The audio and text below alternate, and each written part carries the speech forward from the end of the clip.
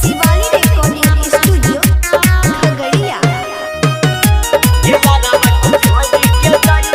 Music director Vikas राज।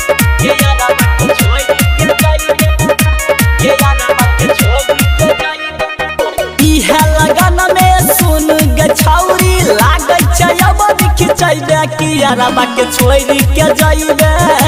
ये यारबा के छोड़ी के जाइबे या को रात बुझल नहीं दिल के दराद गे क्षण भर में छौरी खोजे तू ले ले या अपना मरद की यारबा के छोड़ी के जाइबे ये यारबा के छोड़ी के जाइबे मिक्स बाय रंजित राणा।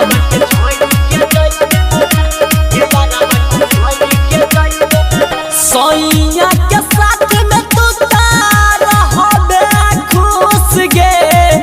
यारबा के देख के जाइबे दिलबा पर दुख गे सोइया के साथ में तू तारा होबे खुश गे यारबा के देख के जाइबे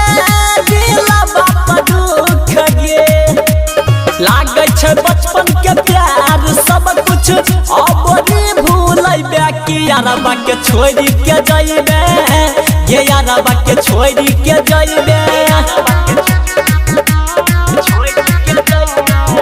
मिक्स बाय रंजित राणा।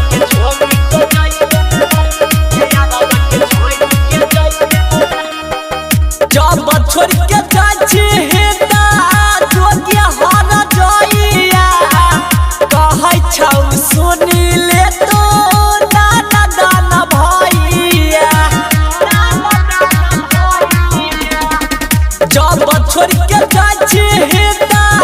जोगी हार जाइया कहै छौ सुनी ले तो